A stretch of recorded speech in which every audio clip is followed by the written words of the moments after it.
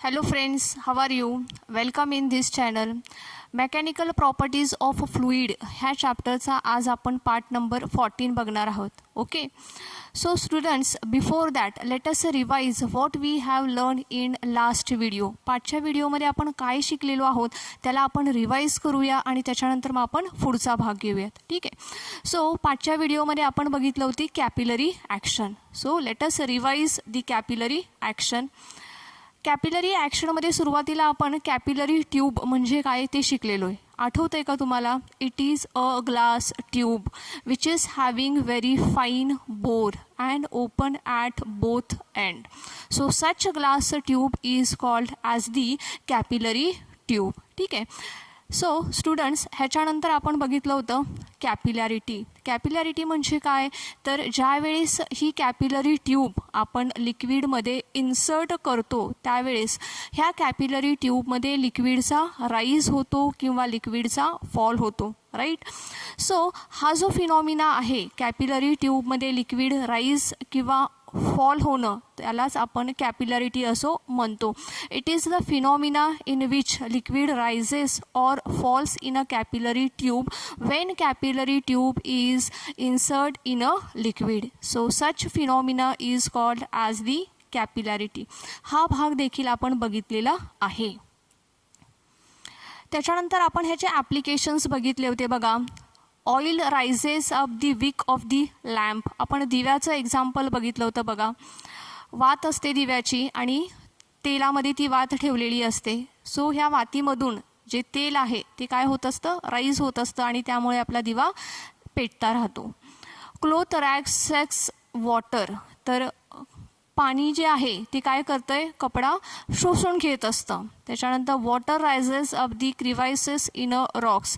खडकांच्या फटीमधून पाणी हे वरती जात असतं आणि म्हणून तर डोंगरावरती किंवा उंच पृष्ठभागावरती देखील आपल्याला पाण्याची तळी बघायला मिळतात. Sap and water rise up to the topmost leaves in a tree. जे काही क्षार आहेत किंवा पाणी आहे हे झाडांच्या मुळाशी शोषलं जातं. बरोबर आहे. तरी देखील हे क्षार आणि पाणी अगदी झाडाच्या शेंड्याचं जे वरचं पान आहे, अगदी टोकाचं पान आहे, त्या पानापर्यंत देखील पोचलं जातं. त्याच्यानंतर पुढचं होतं ब्लॉटिंग पेपर ॲब्झॉर्ब्स इंक. टिप कागद आपण त्याला म्हणतो की जो शाई शोषण्यासाठी उपयोगी पडतो. तर ह्याही ठिकाणी कॅपिलरी ॲक्शन होत असते. सो असे एकूण आपण 5 बघितलेले आहेत. Oil rises up the wick of a lamp. त्याच्यानंतर second, cloth racks the water. Third, water rises up the crevices in a rocks. त्याच्यानंतर फोर्थ आपण बघितलेलं आहे sap and water rises up to the top most leaves in a tree. त्याच्यानंतर fifth, blotting paper absorbs the ink. असे आपण त्याचे applications बघितलेले आहेत. त्याच्यानंतर आपण बघितलेलं आहे कॅपिलरी राईज. कशा पद्धतीने कॅपिलरीमध्ये राईज होतो ह्याच्यासाठी we have consider the 4 points A, B, C and D असे आपण एकूण 4 पॉईंट्स कन्सिडर केलेले आहेत. बरोबर आहे. आता हे पॉईंट्स कन्सिडर करत असताना आपण ही एक काळजी घेतलेली आहे की A आणि C हे जे 2 पॉईंट्स आहेत A अँड C ह्यांची लिक्विड लेवलपासून समान हाईटवरती आहेत. They are on the same height above the liquid surface. त्याचप्रमाणे B and D both are below the liquid surface. Liquid सरफेसच्या ते खाली आहेत. Let us assume that PA is the pressure on point A, PB is the pressure on point B, PC is the pressure on point C and PD is the pressure on point D. Okay. तर आता होतं काय? दिस is liquid. हे असं liquid आहे which weights the solid. त्यामुळे आपल्याला असा कॉन्केव्ह सरफेस मिळतो. ठीक आहे. इनिशियली हा जो कॉन्केव्ह सरफेस असणार आहे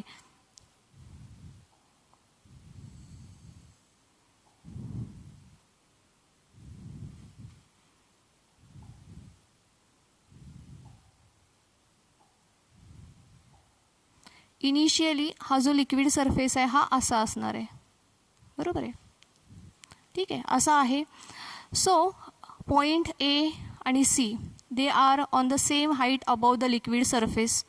Point B and point D are below the liquid surface. तर आपण पाठच्या वेळेस बघितलेलं आहे की pressure on concave side is higher as compare to pressure on the convex side. ठीक आहे, तर मग काय होणार आहे, pressure on A PA is greater than pressure on point B. येते सर्वांच्या लक्षात, हे आपण बघितलेलं आहे. Pressure on A is greater than pressure on B. बरोबर आहे. A and C are on the same height above the liquid surface. That's why pressure on A is equals to pressure on C. Okay, आता इथं जर का observe केलं तर बघा, इथं तुम्हाला प्लेन सरफेस दिसतोय आणि प्लेन सरफेस असतो त्यावेळेस force due to surface tension are equal and opposite. So the resultant force is 0. That's why pressure above the liquid surface and pressure below the liquid surface are the same. That's why pressure on C is equals to pressure on D. Okay, so from these two equation we can conclude that PA is equals to PD. ह्या दोन एक्सप्रेशनवरून आपल्याला काय लक्षात येतं आहे, तर PA is equals to PD. बरोबर आहे. परंतु PA is greater than PB. मग PAच्या ऐवजी आपण काय लिहूयात, तिथं PD लिहूयात. मग आपल्याला काय मिळेल, PD is greater than PB. म्हणजेच काय, तर ह्या ठिकाणचा प्रेशर हा कसा आहे, B पेक्षा कसा आहे, जास्त आहे. प्रेशर जास्त असल्यामुळे हे जे लिक्विड आहे हे स्टेबल राहत नाही. तर काय होतं आहे, कॅपिलरी ट्यूबमधलं हे जे लिक्विड आहे, this liquid will moves in a upward direction to balance the pressure. Pressure balance करण्यासाठी कॅपिलरी ट्यूबमधलं हे जे लिक्विड आहे ते काय होईल, वरच्या दिशेने मूव्ह व्हायला सुरुवात होईल. कुठपर्यंत मूव्ह होईल, तर जोपर्यंत pressure on B is equals to pressure on D हे होत नाही तोपर्यंत लिक्विड राईज होत राहील. ओके, ज्या वेळेस pressure on B is equals to pressure on D असं होईल त्यावेळेस काय होईल, तर लिक्विड राईज हा स्टॉप होईल. येते सर्वांच्या लक्षामध्ये, कुठपर्यंत लिक्विड राईज होईल, तर जोपर्यंत प्रेशर हा इक्वल होत नाही तोपर्यंत लिक्विड राईज होणार आहे. ज्या वेळेस प्रेशर इक्वल होईल त्यावेळेस हा लिक्विड राईज स्टॉप होईल. ठीक आहे, सो आपण पुढचा भाग बघूयात आता.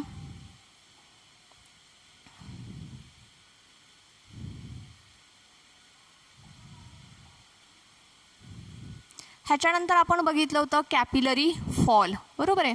कॅपिलरी फॉल कोणाच्या बाबतीत होतं, तर the liquid which does not wet the solid. असं लिक्विड की जे सॉलिडला वेट करत नाही. For example mercury is in contact with the glass. So mercury does not wet the glass. तर अशा लिक्विडच्या बाबतीत हे असं होतं आहे.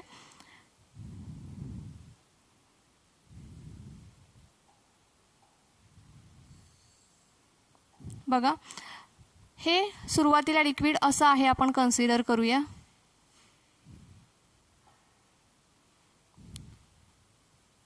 लिक्विड असं आहे, कन्सिडर करूया. Points A, C above the liquid surface on the same height. Point B, D below the liquid surface on the same height. Concave साईडला प्रेशर हा जास्त असतो, कॉन्व्हेक्स साईडला प्रेशर हा कमी असतो.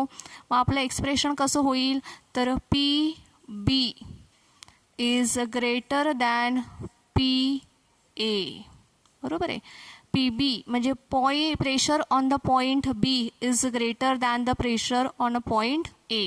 पॉईंट B वरचा प्रेशर हा A वरच्या प्रेशरपेक्षा कसा असणार आहे, जास्त असणार आहे. बरोबर आहे. जसं आपण पाठच्या वेळेस बघितलं तसं A आणि C सेम हाईटला आहे, त्यामुळे त्यांच्यावरती असणारा प्रेशर देखील कसा असेल, सेम असेल. So PA is equals to PC होईल. बरोबर आहे. इथं प्लेन सरफेस आहे. सो PC आणि PD दोन्ही कसे असतील सेम, जसं आपण पाठच्या एक्सप्रेशनमध्ये बघितलं होतं. Pressure on C and pressure on D both are same. So काय होईल, ह्या दोन्ही इक्वेशनवरून आपल्याला काय लिहिता येईल, तर P A is equals to काय लिहू शकतो आपण, पी डी असं लिहू शकतो. बट पी ए कसा आहे, पी बीपेक्षा लहान आहे.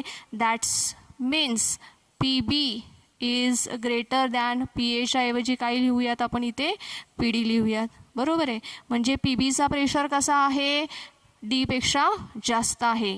Pressure on B is greater than the pressure on D. आता प्रेशर इनबॅलन्स आहे बघा. Both the points are on the same height below the liquid surface, but then also pressure is different. Same हाईटवरती दोन्ही point आहेत, परंतु pressure मात्र different आहे. त्यामुळे लिक्विड हे स्टेबल राहत नाही, इक्विलिब्रियम पोझिशनला राहत नाही. तर काय होतं आहे, liquid will move in a downward direction to balance the pressure. ठीक आहे. तर कुठपर्यंत हे डाऊनवर्ड डायरेक्शनला मूव्ह होईल, तर जोपर्यंत हा प्रेशर इक्वल होत नाही तोपर्यंत काय होईल, लिक्विडचा फॉल होईल. ठीक आहे. आणि मग लिक्विड कुठपर्यंत येईल, तर इथपर्यंत येईल. जोपर्यंत प्रेशर सेम होत नाही तोपर्यंत काय होणार आहे, लिक्विडचा फॉल होणार आहे inside a capillary tube. Okay. So आपण पुढचा भाग बघूयात.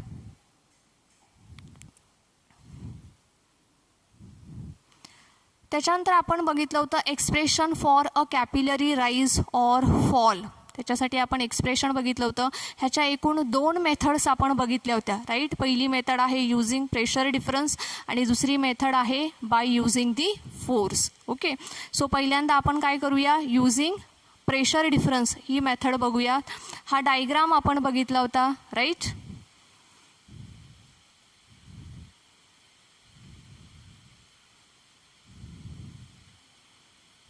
बघा, कॅपिलरी ट्यूब आपण घेतलेली आहे. ह्या कॅपिलरी ट्यूबमध्ये हे लिक्विड आहे. This is the water meniscus. हा वॉटर मिनिस्कस आहे. Capital R is the radius of that water meniscus. Small r is the radius of the capillary tube. Theta is the angle of contact. हा काय आहे, angle of contact आहे theta. कसा measure करतो आपण, तर liquid सरफेसला आपण एक टँजेंट ड्रॉ करतोय. टँजेंट आणि सॉलिड सरफेस ह्यांच्यामधला जो अँगल आहे at the point of contact inside the liquid surface, तर ह्याला आपण अँगल ऑफ कॉन्टॅक्ट असं म्हणत असतो. तर हा जो थीटा आहे, हा थीटा आणि इथला हा जो अँगल आहे थीटा, बोथ आर सेम. हे दोनही अँगल सेम असतात.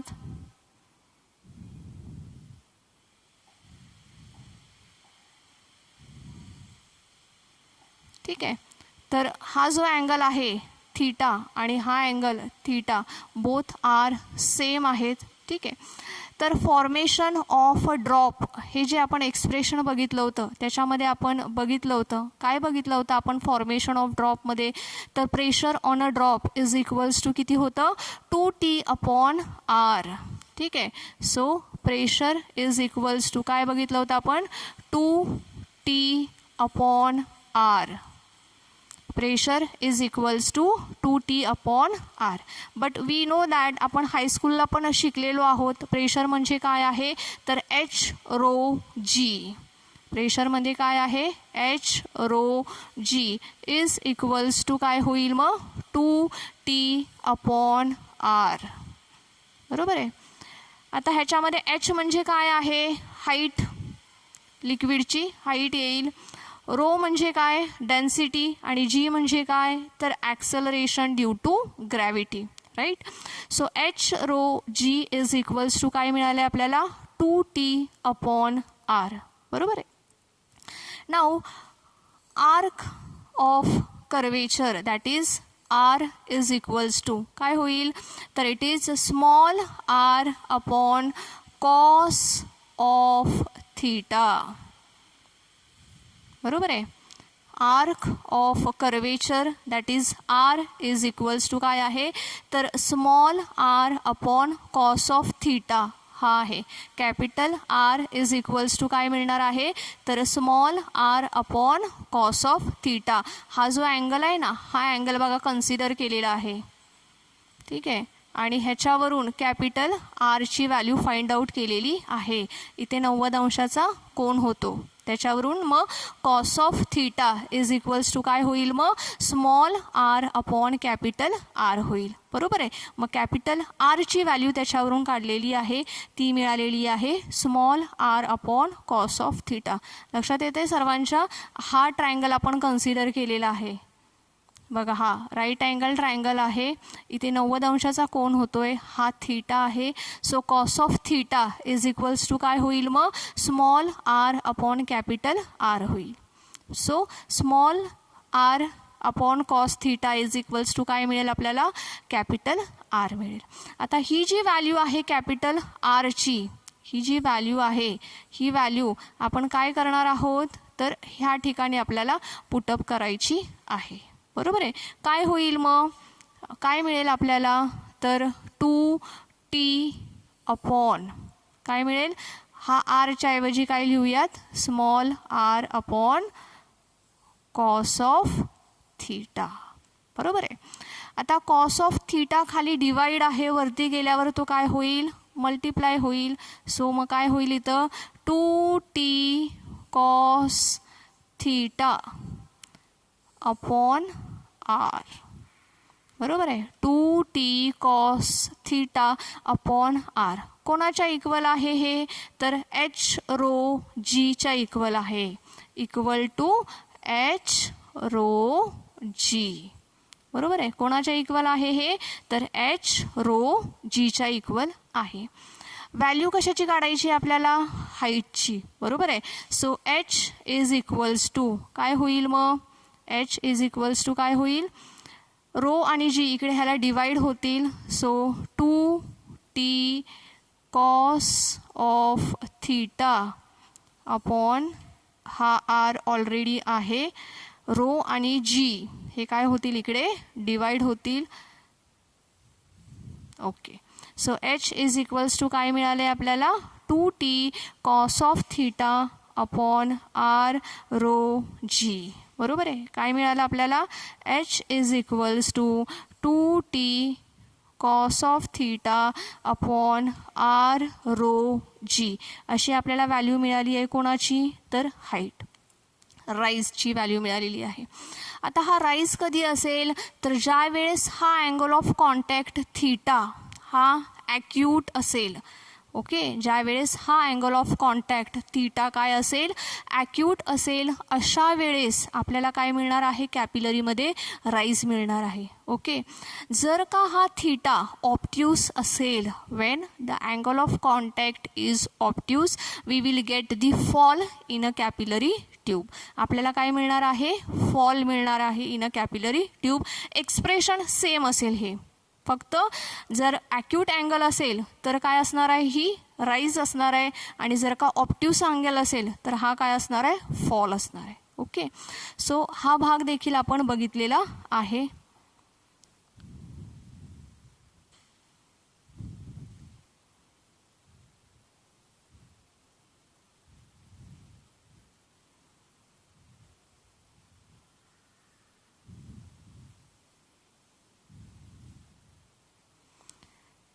ओके. ह्याच्यानंतर सेकंड मेथड आहे यूजिंग फोर्सेस. ठीक आहे. पहिली होती प्रेशर डिफरन्सची मेथड आणि दुसरी आहे यूजिंग फोर्सेस. असा डायग्राम बघा तुमच्या टेक्स्टबुकमध्ये दिलेला आहे. आपण हा भाग शिकलो त्यावेळेस थोडासा वेगळ्या पद्धतीने डायग्राम काढलेला. ओके. तुमच्या टेक्स्टमध्ये हा असा डायग्राम दिलेला आहे.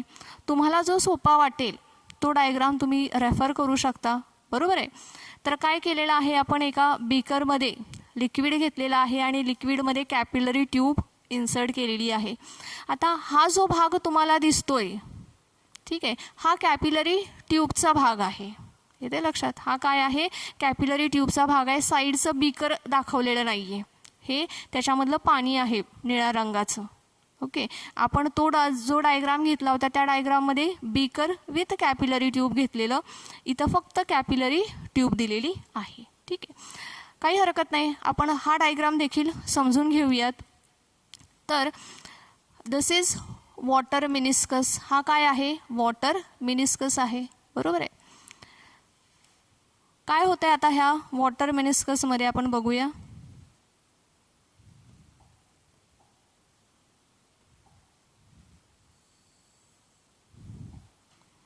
बघा, हा जो भाग आहे हा काय आहे? वॉटर मिनिस्कस आहे. Now surface tension, force due to surface tension, the water exerts on a capillary tube.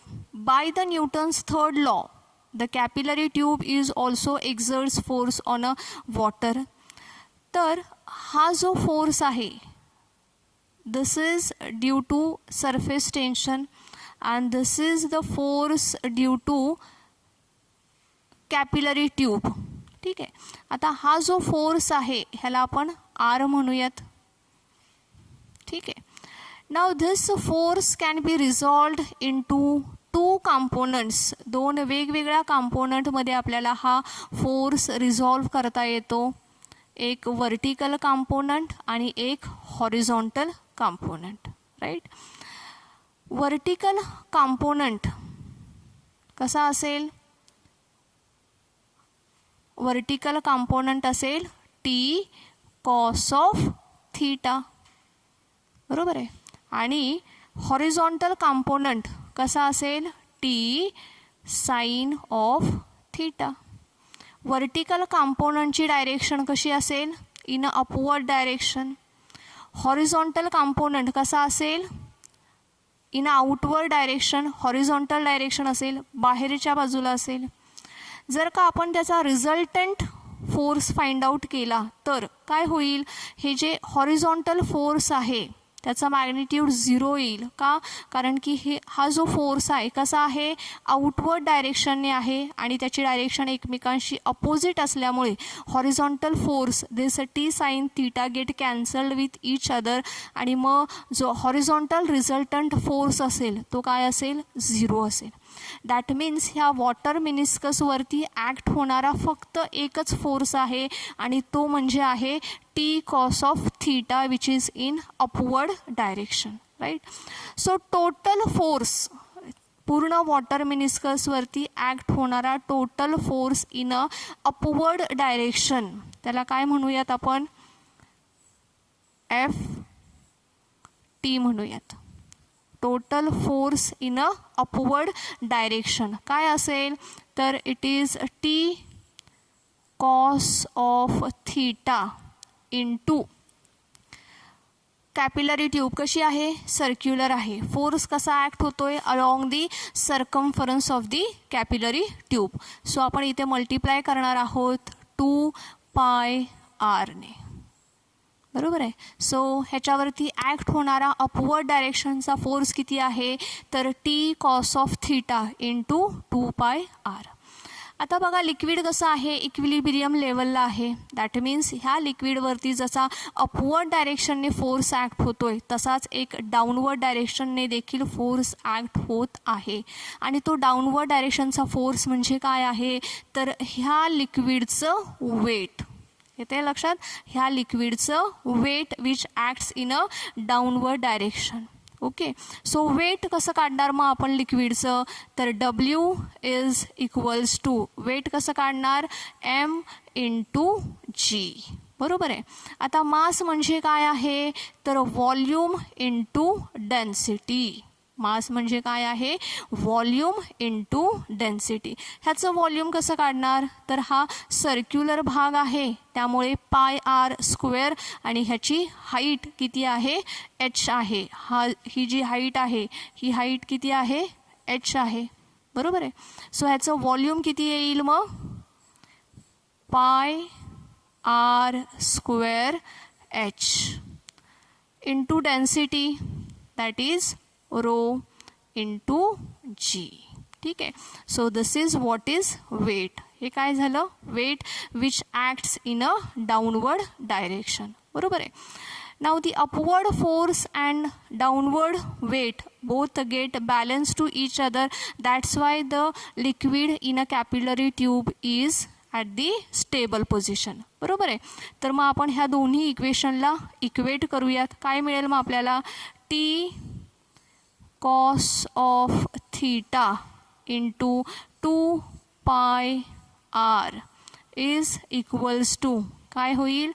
पाय r square h into rho into g. बरोबर आहे. Now common terms will get cancel. काही टर्म्स ह्याच्यामधल्या काय होतील?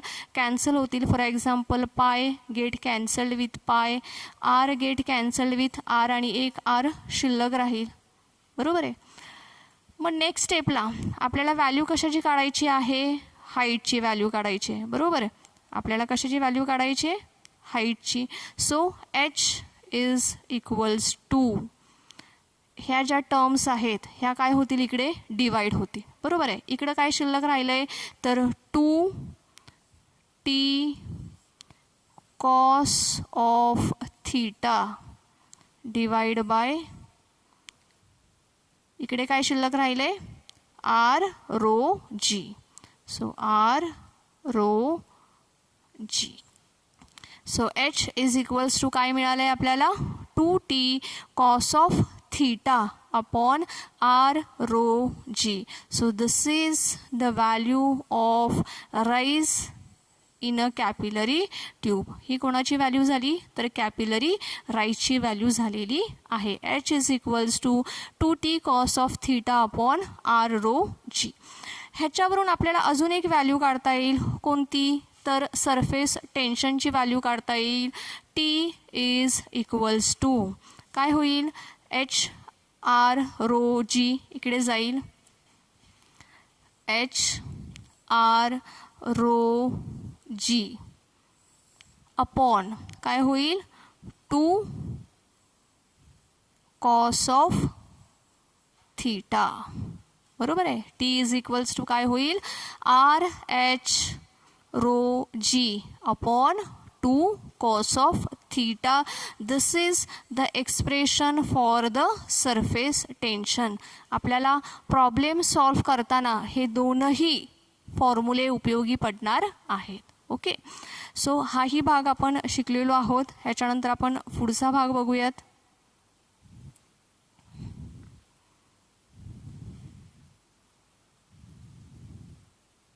ठीक आहे. आता पुढचा भाग आपल्याला बघायचा आहे फ्लुइड्स इन अ मोशन. बरोबर आहे. काय बघायचं आहे आपल्याला? फ्लुइड्स इन अ मोशन हा भाग बघायचा आहे. ठीक आहे. तर बघा, the branch of physics which deals with the study of properties of fluids in motion. अशी फिजिक्सची ब्रांच की ज्याच्यामध्ये काय स्टडी केलं जातं आहे? तर properties of fluids in motion. असे फ्लुइड्स की जे मोशनमध्ये आहेत त्यांची प्रॉपर्टी ज्या ब्रँचमध्ये स्टडी केली जाते दॅट इज कॉल्ड ॲज हायड्रोडायनामिक्स. काय म्हणायचं आहे त्याला? that is called as a hydrodynamics. The branch of physics which deals with the study of properties of fluids in a motion is called as hydrodynamics. तर आपल्याला ह्याच्या पुढचा भाग स्टडी करायचा आहे. बघा, डायग्राम आहे. एक फ्लो ट्यूब आहे ही. This is a flow tube.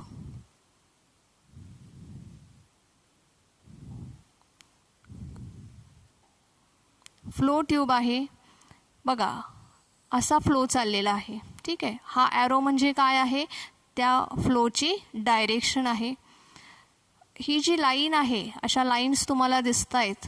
This lines are called as the flow lines. त्याला फ्लो लाईन्स असं म्हणतात. बघा, स्टडी फ्लो. मेजरेबल प्रॉपर्टी ही काय आहे? एक मेजरेबल प्रॉपर्टी आहे. Such as pressure or velocity of the fluid at a given point is constant over time. आता ह्याच्यामध्ये काय सांगितलं आहे? तर प्रेशर ऑर वेलॉसिटी कसे असणार आहेत? कॉन्स्टंट असणार आहेत. प्रेशर और वेलॉसिटी कशा असतील, कॉन्स्टंट असतील at a given point. That is called as the steady flow. Next definition बघूया. It is flow line. It is the path of an individual particle in a moving fluid. फ्लुईडमध्ये move होणाऱ्या individual पार्टिकलचा path म्हणजे काय असणार आहे, तर it is the flow line असणार आहे. पुढची डेफिनेशन बघा. Stream line. It is a curve whose tangent at the point. त्याची टँजेंट बघा कशी असणार आहे, tangent at any point in the flow is in the direction of velocity of the flow at that point. Tangent आणि वेलॉसिटीची direction कशी असणार आहे, same डायरेक्शनमध्ये असणार आहे. Stream lines and flow lines are identical for a steady flow. तर steady फ्लोसाठी stream line आणि फ्लो लाईन्स ह्या कशा असणार आहेत, आयडेंटिकल असणार आहेत. ओके. नेक्स्ट डेफिनेशन आपण बघूयात. Flow tube. आपण जो डायग्राम बघितला तो कशाचा होता, तर तो डायग्राम होता फ्लो ट्यूबचा डायग्राम होता.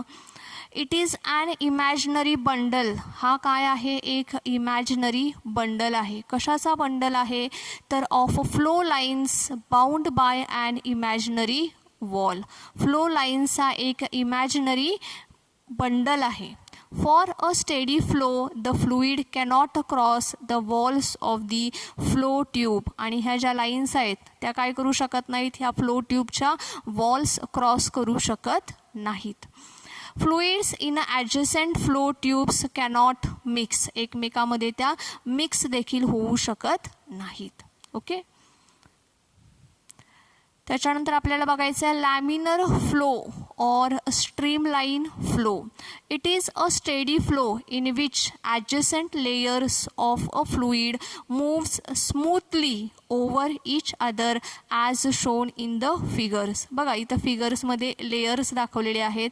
हा एक लेयर, हे बघा लेयर्स एकमेकांवरती आहेत आणि ते कसे होत आहेत, स्मूथली मूव्ह होत आहेत. ॲडजसेंट लेयर्स आहेत आणि स्मूथली ते मूव्ह होत आहेत. So such flow is called as the streamline flow. त्यालाच आपण काय म्हणतो, स्ट्रीमलाईन फ्लो असं म्हणतो.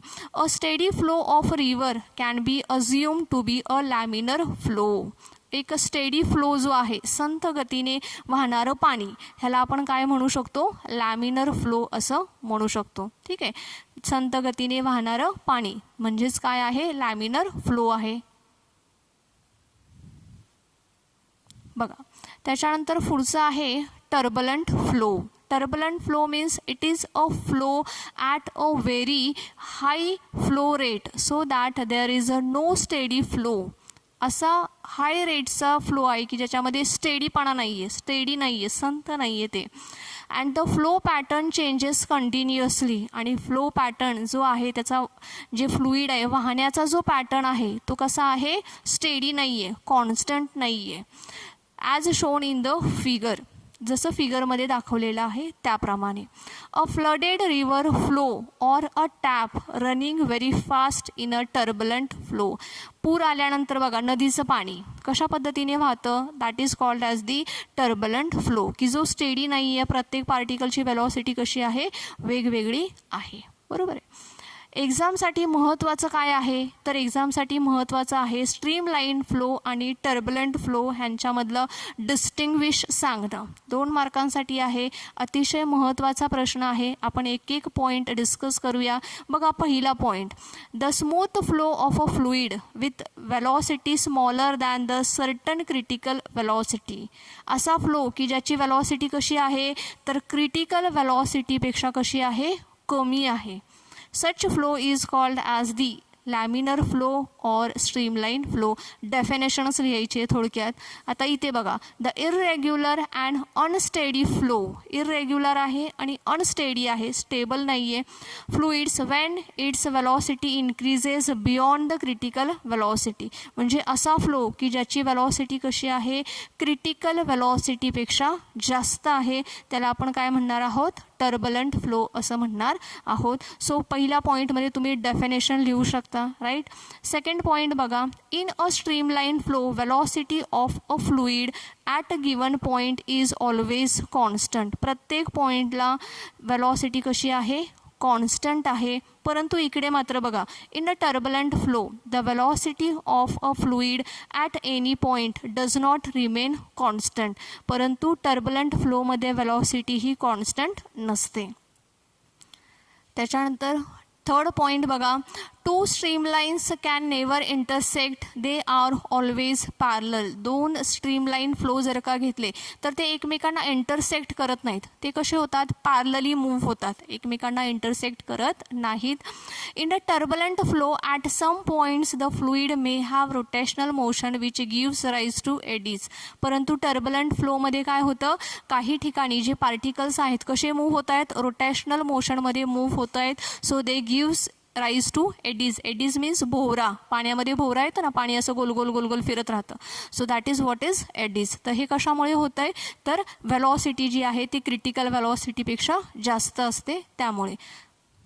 त्याच्यानंतर सर्वात शेवटचा पॉईंट बघा, स्ट्रीमलाईन फ्लोचा, over a plane surface can be assume to be divided into number of plane layers. आपण जसं डायग्राममध्ये बघितलं होतं, पहिला लेयर, दुसरा लेयर, तिसरा लेयर, चौथा लेयर, असे लेयर्समध्ये ते डिवाईड झालेले असतात. In a flow of a liquid through a pipe of uniform cross sectional area all the streamlines will be parallel to the axis of the tube. आणि हे सर्व जे तुम्हाला दिसत आहेत प्लेन, हे कसे आहेत, एकमेकांशी पॅरलल आहेत. आता टर्बुलंट फ्लोमध्ये बघा, अ flow tube losses it's order and particles move in a random direction. आता ह्याच्यामध्ये काही सिक्वेन्स नाही आहे, काही ऑर्डर नाही आहे, म्हणजे पहिल्या लेयरच्या खाली दुसरा लेयर, दुसऱ्याच्या खाली तिसरा लेयर, असा काही त्याच्यामध्ये लेयरचा ऑर्डर नाही आहे. Particles move in a random direction, जसं आपण डायग्राममध्ये बघितलं होतं, all particles are moving in all possible directions. So that is what is turbulent flow. तर हा काय आहे, टर्बुलंट फ्लोचा शेवटचा पॉईंट आहे. सो स्टुडंट्स, अशा पद्धतीने आज आपण स्ट्रीमलाईन फ्लो आणि टर्बुलंट फ्लो ह्यांच्यामधला डिस्टिंग्विश बघितलेलं आहे. आजच्या व्हिडिओमध्ये आपण इथेच थांबूयात. ह्याच्या पुढचा जो भाग आहे स्टुडंट्स, तो आपण आपल्या पुढच्या व्हिडिओमध्ये बघूयात. थँक्यू.